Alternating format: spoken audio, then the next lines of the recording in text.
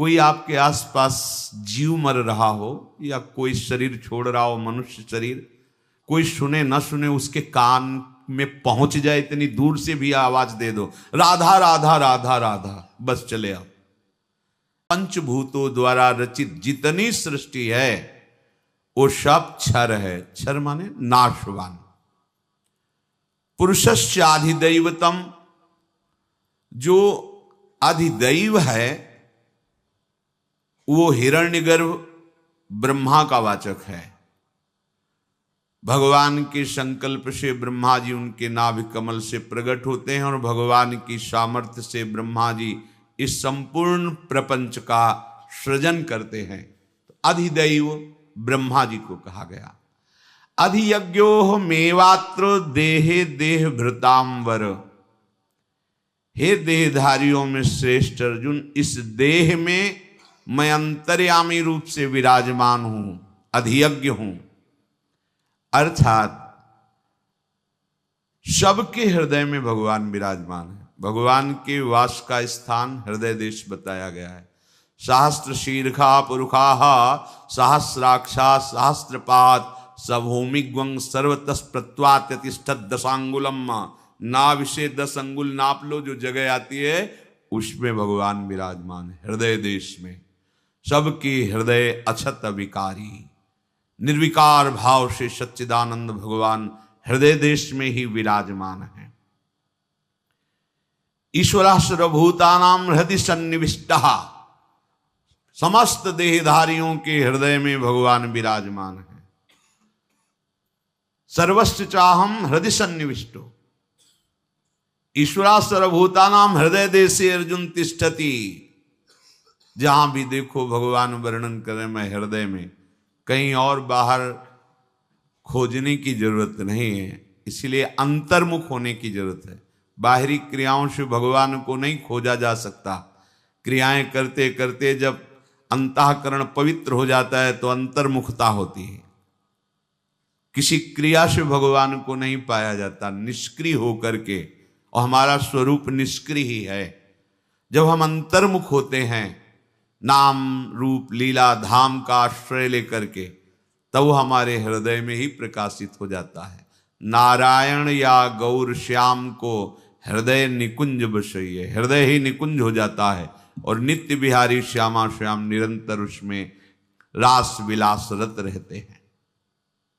अहमेव अत्र, भगवान कह रहे हैं अन्य योनियों में भी मैं हूं, पर उनको यह अधिकार नहीं है कि वो हमारा चिंतन करके हमें प्राप्त कर सके। वो केवल अपने पूर्वकृत कर्मों का भोग भोगेंगे बस। ये सौभाग्य तो केवल इस मनुष्य शरीर को ही है कि आप अपने पूर्वकृत कर्मों को भोगते हुए उनसे प्रभावित ना हो। अनुकूलता आवे तो हर्षित न हो, प्रतिकूलता आवे तो शोकित न हो। ये तभी हो सकता है जब भगवद आश्रय है और भजन है।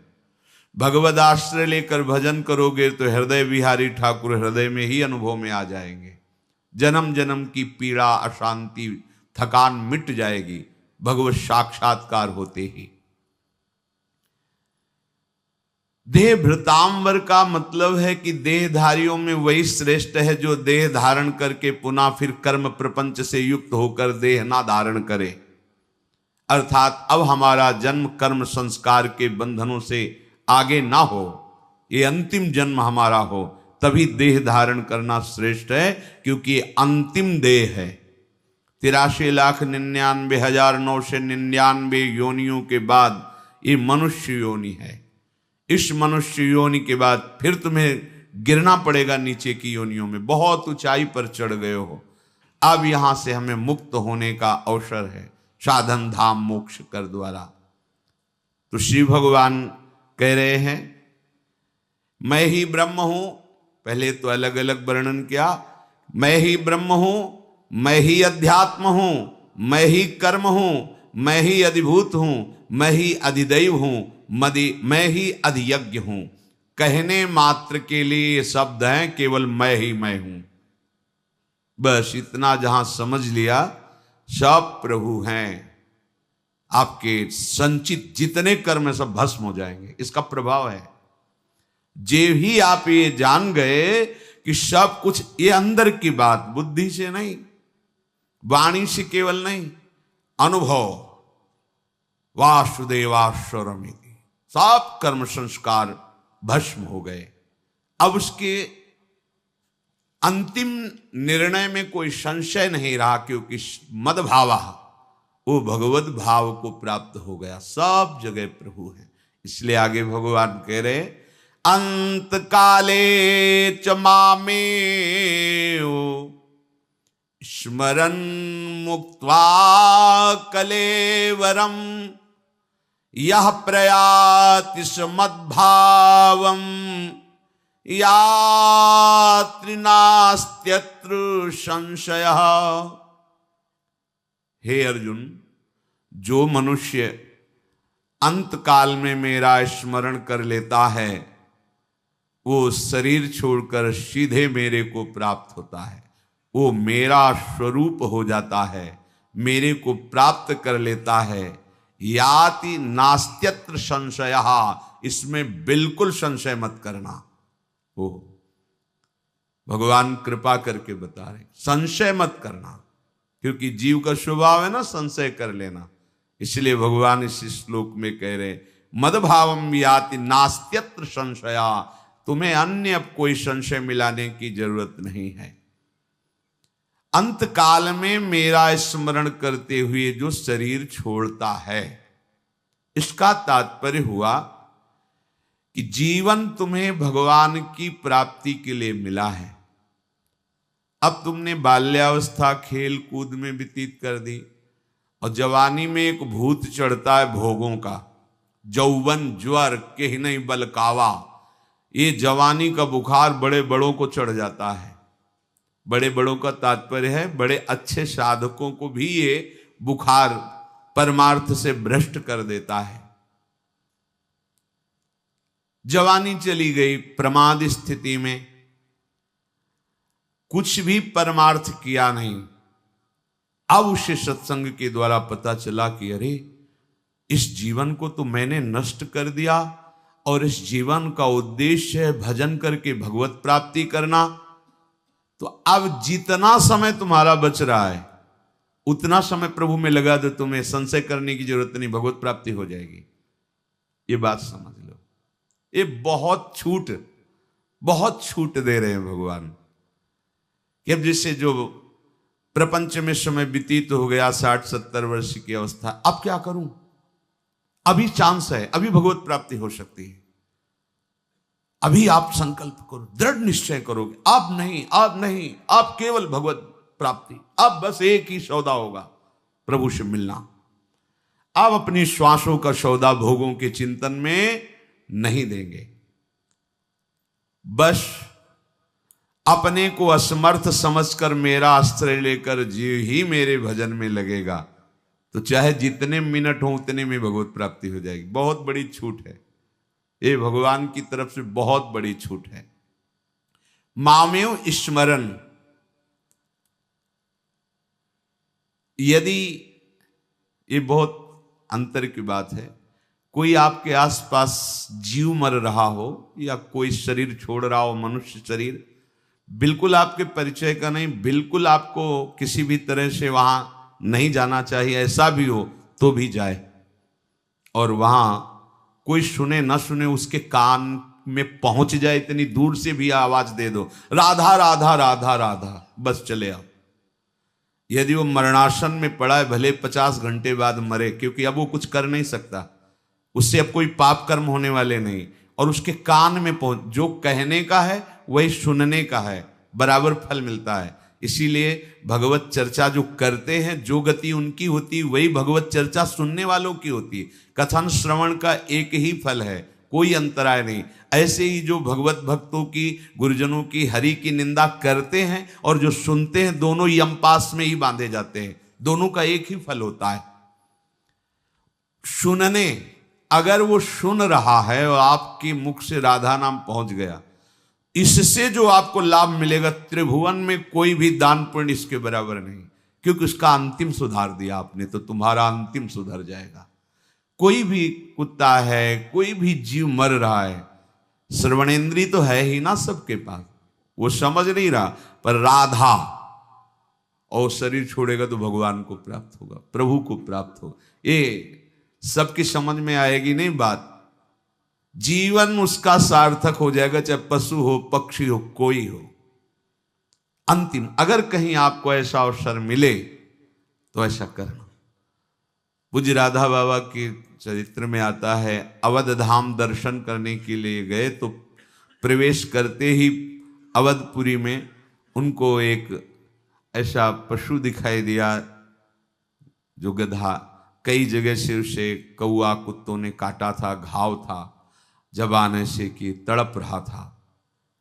संत का हृदय परम दयालु, दया से भरा होता है, मां की तरह होता है। बैठ गए, देखा लाखों मक्खियां भिनभिना, अपना अचला उतारा, उसके घावों से मक्खियां हटाकर उड़ा दी। देखो कैसा संयोग, अवधपुरी का प्रभाव उस जीव को मिल रहा है। एक भगवत साक्षात्कार किए हुए महापुरुष का वस्त्र उसके शरीर में। बाबा उसके मस्तक पर हाथ है से, और बाबा राधा नाम प्रेमी, अयोध्या में सुना रहे हैं उसको, राधा राधा राधा। भाई जी थोड़ी थोड़ी देर में जानकारी करते थे बाबा कहाँ हैं, क्योंकि बाबा कभी भी भाव दशा में खड़े हैं तो खड़े।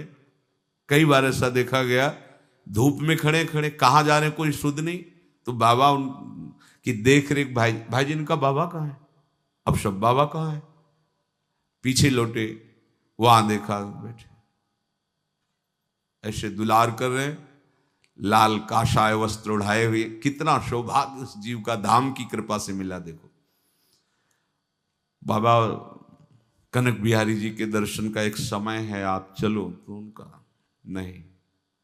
अब जब तक इसको भगवत प्राप्ति नहीं हो जाती हम उठ के जाने वाले नहीं।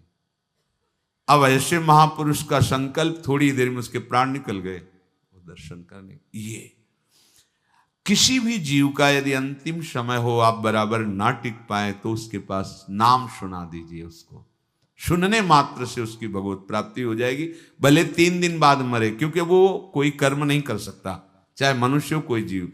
जब अंतिम स्थिति होती, शिथिल स्थिति होती है, उसमें शुभ अशुभ कोई कर्म नहीं कर सकता, तो अंतिम समय उसका माना जाता है। अंतिम कर्म उसका वही होगा जो आपने नाम सुना दिया, ये उसका कल्याण कर देगा, परम कल्याण कर देगा। श्री भगवान कहते हैं कि जिन्होंने पूर्वाभ्यास किया है भजन का, जैसे लगे हो आप सब भजन मार्ग में, तो अंत काल में उसकी स्मृति की वृत्ति अभ्यासवत आएगी ही आएगी। यदि नहीं आ पाती किसी कारणवश, मूर्छावश, भयानक कष्टवश, और कोई और याद आता है, कोई मनुष्य, कोई पशु पक्षी, तो जीवन भर भजन किया है तो उस रूप को हटा के भगवान प्रकट हो जाते हैं। मान लो उसके ध्यान में कोई पशु आ गया, तो पशु का पर्दा हट जाएगा और भगवान वहां विराजमान। अंत का कह रहे हैं मत संशय करना, क्योंकि जीवन भर मेरा भजन किया, अभ्यास किया है।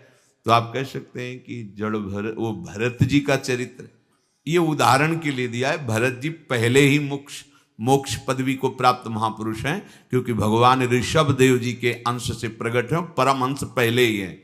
भगवान जगत शिक्षा देने के लिए अपने समान महापुरुषों के साथ ही लीला करते हैं। जैसे नारद जी को ब्याह के लिए व्याकुल हो जाना, नारद जी में कहीं भी स्वप्न में कहीं भी किंचन मात्र कभी कोई विकार जागृत नहीं हो सकता, क्योंकि वो भगवान के साक्षात स्वरूप है। पर लीला जब होती तो समान स्थिति वालों के साथ ही वो लीला होती। तो प्रभु ये करके हमें शिक्षा देते, अन्यथा जो भगवत साक्षात्कार किए हुए महापुरुष हैं उनमें किसी भी विकार का कभी भी कहीं भी प्रवेश नहीं हो सकता। नहीं तो फिर भगवत साक्षात्कार का मतलब क्या रहा? अगर भगवत साक्षात्कार के बाद भी काम परास्त करता है तो इसकी महिमा क्या रह गई भगवत साक्षात्कार पर? ये तो भगवान के अवतारों में गणना होती नारद जी की। तो इसका मतलब है भगवान अपने आप से लीला करके हमें उपदेश करते हैं कि ये विकार बहुत बलवान है, अहंकार मत करना। मदभावम, जीवन भर मेरे भाव में रहा, अंतिम समय उसको कोई भी रूप आ जाए तो वो श्री कृष्ण रूप हो जाएगा। ये आंतरिक बात है। वो भगवत स्वरूप को भी प्राप्त होगा। ऐसा नहीं कि अंतिम समय कोई और रूप आ गया और वो वही बन जाएगा, नहीं। क्योंकि मदभावम, वो जीवन भर भगवान के भाव में रहे कि चराचर जगत भगवान का स्वरूप है। भले साक्षात्कार नहीं हुआ पर उसने अभ्यास किया है, तो अंतिम समय उसका वो भाव कि सब भगवान का, अब सब भगवान का स्वरूप उसे दिखाई देगा। चाहे चिड़िया आवे, चाहे कोई भी आप वस्तु पदार्थ, वो तत्काल भगवत स्वरूप होगा और उसको परम पद की प्राप्ति होगी। ये आंतरिक बात है। भगवान की उपासना करने वालों के अंतिम समय में भगवान जब देखते हैं कि स्मरण करने लायक नहीं रह गया है, इसके यंत्र जो करण हैं सब विक्षिप्त हो रहे हैं, मूर्छित अवस्था को, तो भगवान स्वयं उसके हृदय में स्मृति रूप से स्फुरित हो जाते हैं। पीछे भी वर्णन हुआ है। चाहे वो किसी भी भाव का उपासक हो, प्रभु की किसी भी भाव का उपासक हो, भगवान का स्मरण करके शरीर छोड़ने वालों को तो भगवान की प्राप्ति होती ही है, पर जीवन में भजन नहीं किया है, वो अंतिम समय भगवान का नाम आ जाए किसी बहाने से, या सुनने को मिल जाए, या ऐसा भी किया जा सकता है। इसीलिए जब किसी का शरीर छूटता हो, अगर आंख खुली हो, देखने लायक हो, तो भगवान की छवि दिखानी चाहिए। देखो देखो, ये प्रिया प्रीतम है, ये श्री कृष्ण है, ये देखो किशोरी जी हैं। अगर एक बार देख लिया और उसकी स्मृति काम कर रही तो, नहीं तो देखो ये श्री कृष्ण, अगर सुनाई दिया तो भगवत बहुत बहुत छूट दे दी भगवान ने। ऐसा करना चाहिए। आपके अड़ोस पड़ोस में, रिश्ते नातेदारों में, या चलते फिरते किसी भी जीव की यदि ऐसी दशा दिखाई दे तो आप उसे नाम दान कीजिए। इससे बड़ा कोई दान नहीं। उसे भगवत साक्षात्कार हो जाएगा यदि आपने उसे नाम दान कर, नाम सुना दिया, वो भगवान को प्राप्त हो जाएगा। और जिसने केवल माया गुणों से संबंध रखा है, भोगों से संबंध रखा है, कभी भगवान के भक्तों का संग नहीं, कभी भगवत कथा नहीं, कभी भगवान नाम जप नहीं, कभी भगवत धामों की यात्रा नहीं, तो उनको ऐसा संयोग ही नहीं मिलेगा कि कोई उन्हें नाम सुना दे या वो प्रभु की छवि को देखकर अटक जाएं। ऐसा उनको संयोग, इसीलिए डरते रहो भाई, ये जीवन व्यर्थ ना जाए। भगवान ने विशेष छूट दे दी है मरणासन व्यक्ति को। वो कैसा भी आचरण वाला जीवन में रहा हो, कैसा भी भाव वाला रहा हो, कैसे भी जीवन व्यतीत किया हो, यदि किसी भी कारण से अंतिम समय मेरी याद आ जाए तो उसे भगवान कह रहे हैं मेरी ही प्राप्ति होगी, इसमें कोई संशय नहीं। जीव का कल्याण हो जाए, यही मनुष्य शरीर का प्राप्त करने का उद्देश्य है। मनुष्य शरीर लेना उसका सफल हो गया। और जो बिना अपना कल्याण किए यहां से जाता है तो उसकी बड़ी दुर्गति होती। पहले तो उसको इस बात का दंड मिलता है कि तुम्हें इतना बड़ा दुर्लभ मनुष्य शरीर दिया गया और यह शरीर दिया गया कि तुम भगवत प्राप्ति कर लो। तुम्हें सारे विधान बना दिए गए भगवत प्राप्ति, फिर भी तुमने प्रमाद किया, अब इसका दंड भोगो। तिर्यक योनियों में नारकी गतियों को वो जीव प्राप्त होता है। सब भगवान का स्मरण कर सकते हैं क्योंकि स्मृति सबके है। कोई भी समय तुम्हारा खाली न जाने पावे, तभी तुम्हारा अभ्यास बनेगा अंतिम समय भगवत स्मरण का।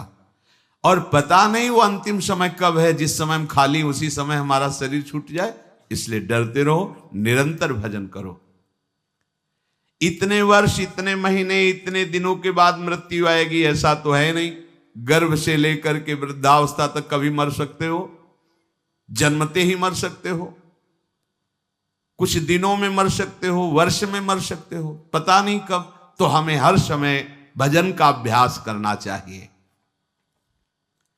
अगर किसी का शरीर छूटने का समय है कि वो बीमार रहता है, पड़ा है जाए, तो अगर आपके पास समय हो तो रोज जाके थोड़ी देर भगवत चर्चा सुना देनी चाहिए, भगवत कीर्तन सुना देना। बहुत बड़ी, ये इससे बड़ा त्रिभुवन में कोई दान नहीं। सबसे बड़ा त्रिभुवन में यही दान होगा कि कोई बीमार हो, मरणासन में हो, तो उनके परिवार वालों के हाथ जोड़ के हमें कुछ चाहिए नहीं, बस हमें 10 मिनट समय दे दो, भगवान का गोपाल शास्त्र नाम सुना दे, कोई भगवान के पद सुना दे, प्रियालाल की यश कीर्ति सुना दे, उनका नाम कीर्तन कर दे और प्रणाम करके भगवान इस जीव का परम कल्याण कर दो। हे नाथ, इसको स्वीकार, इसे जानते हो तुम भगवत पार्षद पद में जाओगे, सीधे श्री जी के अत्यंत कृपा पात्र बनोगे अगर आप ऐसा। पर ऐसा वही कर सकता है जो मान रहित है। तो नहीं नहीं चलो हमारे यहाँ, ये सब क्या है, वो बीमार पड़े तुम यहाँ हल्ला मचाने आ गए, ऐसा भी डांट लग सकती। अपने को डांट की परवाह नहीं करनी, अपने को उस जीव का कल्याण हो जाए इस भावना से। अजामिल जी ने पुत्र को बुलाया था नारायण, बड़ी महिमा भगवान के नाम की। देखो आपने लोग तो धामवासी हैं, बिल्कुल चिंता नहीं करना। तस्मात् शास्त्रम प्रमाणम, इसका प्रमाण है। अयोध्या, मथुरा, माया, काशी, कांची, अवंतिका, पुरी, द्वारावती, चयु सप्तहिता मोक्षदायिका। ये मथुरा मंडल, काशी जी, अयोध्या, द्वारिकापुरी, कांची, मायापुरी, अयोध्या, इनमें अगर शरीर छूटता है तो किसी भी भाव में हो वो भगवान को प्राप्त होगा। जहिरेनु परिमरिवो मंगलाय, ये 84 कोस ब्रजभूमि माथुर मंडल, यहां अगर शरीर छूटता है तो निश्चित श्री कृष्ण को प्राप्त होता है। इसमें कोई गणित लगाने की जरूरत नहीं कि अंतिम समय उसको क्या स्मरण आएगा। अंतिम समय, या इसमें लिखा है जब कोई इन जगहों पे प्राण छोड़ता है तो वहां के अधिष्ठात अंतिम समय उसकी स्मृति में आकर के, तभी हम एक बार इस धाम में बोला था कि जब वृंदावन में कोई शरीर छोड़ता है तो वृंदा सखी की प्रेरणा से कोई ना कोई सखी आके उसके हृदय में प्रियालाल की स्मृति जगा दे, राधा राधा। बोले कहाँ लिखा? हमका हमारी छाती में लिखा है। क्योंकि कुछ बातें ऐसी होती हैं जो हृदय में स्फुरित होती है। ये ग्रंथ बड़े सूक्ष्म हैं, आपकी पहुंच नहीं। पढ़ लो, कहीं ना कहीं लिखा होगा, और नहीं है तो लिख लो, फिर पढ़ लेना, लिख लो, वही होगा। इन धामों की ये महिमा, जैसे काशी का वर्णन है कि काशी में चाहे कोई छोटा सा भी जीव मर रहा हो तो भगवान शिव से तारक मंत्र सुनाते हैं। अपने अपनी पुरियों के अधिष्ठात्र जो देव हैं वहां के वासियों का परम कल्याण करने के लिए अंतिम समय चाहे जो भी जीव हो, इसीलिए तो कहते हैं वृंदावन के नाली का कीड़ा बना दो।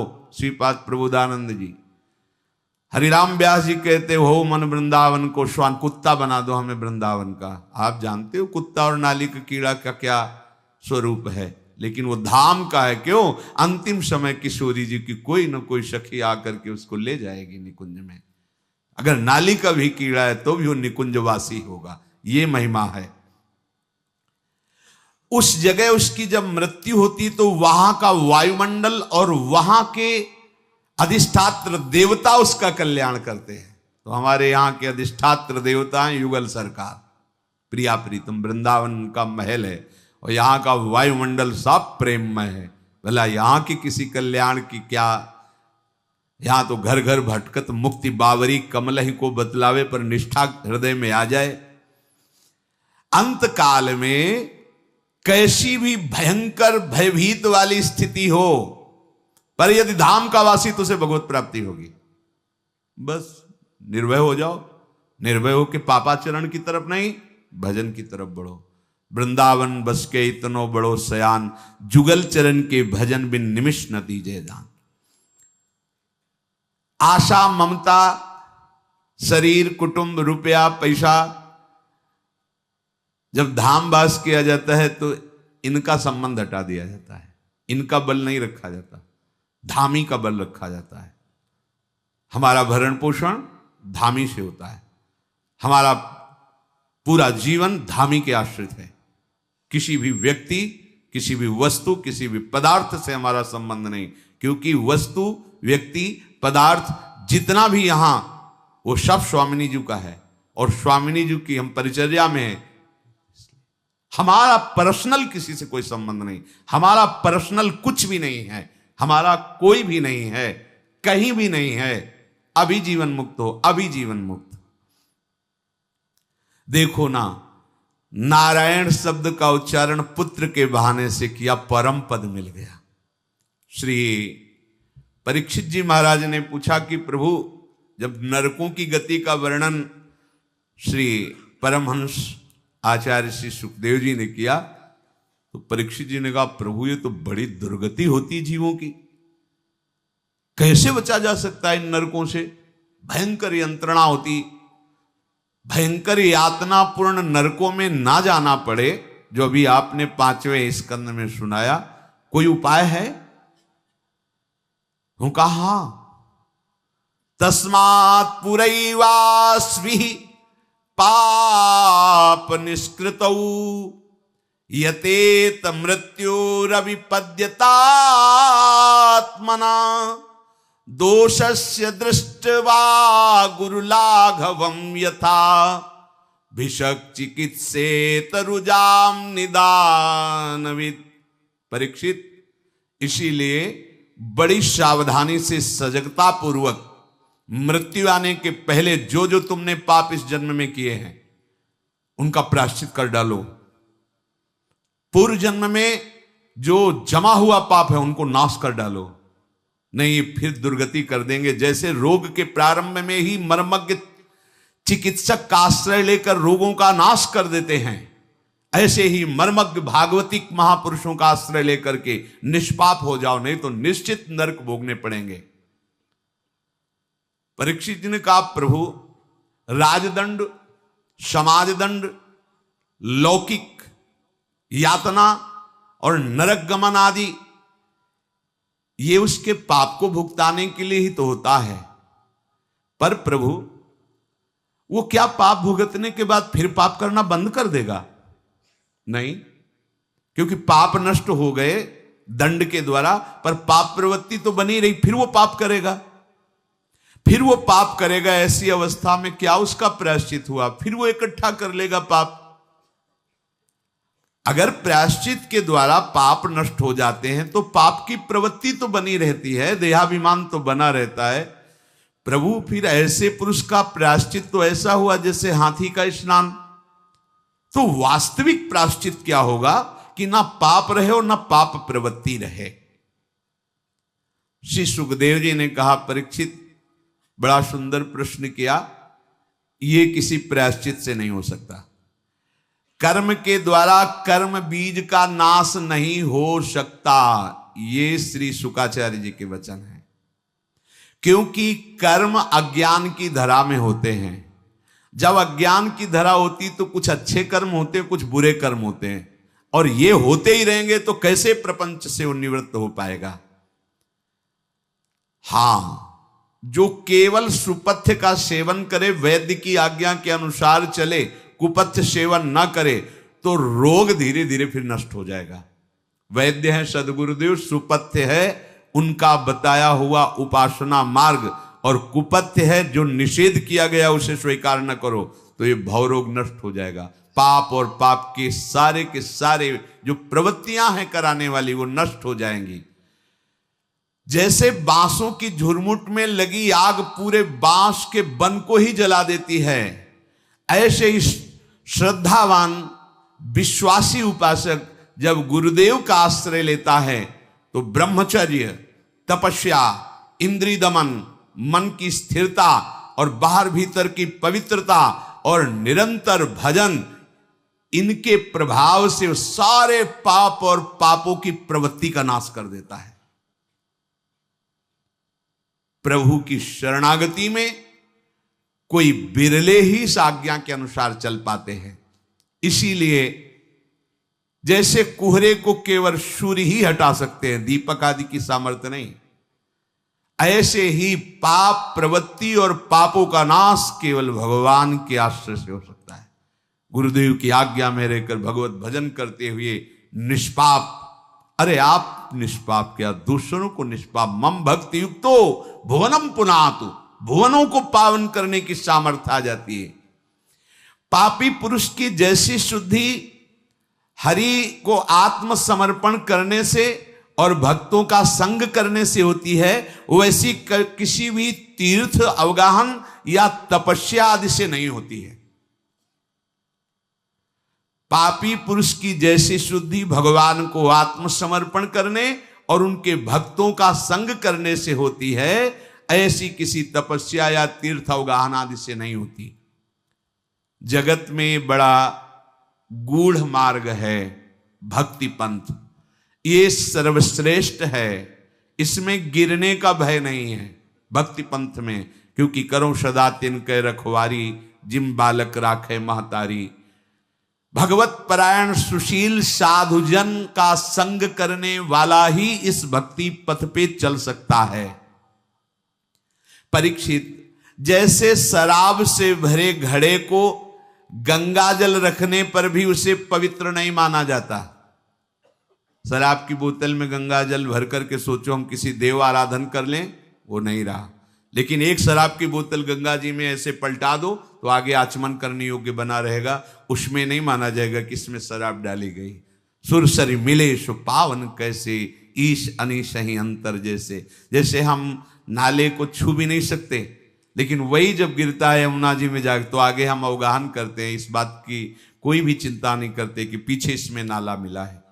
पर अगर हम एक बाल्टी यमुना जल लेके नाला में मिला दे जाके तो क्या स्नान करने योग्य नाला हो जाएगा क्या? बस ये बात समझना है। जैसे शराब के घड़े से हम गंगा जल भरकर किसी देव अर्चन में ले जाएं तो निषेध है, वो आप नहीं कर सकते। ऐसे ही जो भगवान से विमुख पापाचरण करने वाला हृदय है, चाहे जितना तीर्थ अवगाहन करे, तपस्या करे, काम नहीं बनने वाला। अब हमें क्या करना है? हृदय को ही दे देना है। वही घड़ा फेंक दो गंगा जी में। अब वो ऐसा थोड़ी होगा कि इसमें घड़ा फेंक दिया गया अब गंगा स्नान नहीं हो सकता। नहीं, सूर्य सर मिले सो पावन कैसे, अर्थात अपने हृदय को आत्मसमर्पण कर दो भगवान के भक्तों के चरणों में, वो परम पावन हो जाएगा।